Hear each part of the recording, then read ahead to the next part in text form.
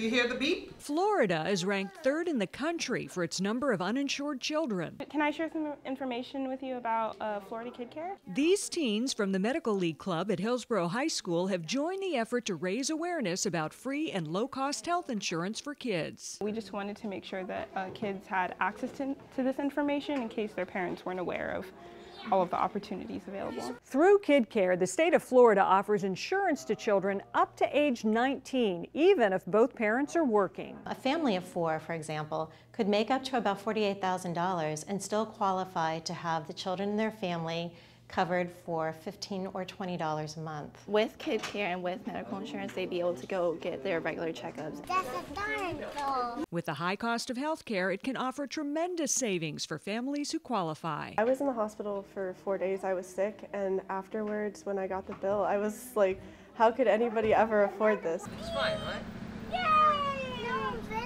These plans have no deductibles and low or no copays. Can you color me a rainbow? Leslie Eckhouse recently signed up her daughter Harper, who has special needs. The insurance we have through my husband's work does not cover any speech therapy or occupational therapy or physical therapy unless you have a diagnosis of autism. Leslie was able to sign up for a full pay option that covers therapy for $158 a month and no deductible. It's amazing.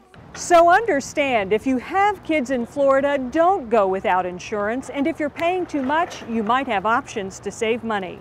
We'll have links for you on our website to get more information. I'm Angie Moreski. It pays to be consumer wise.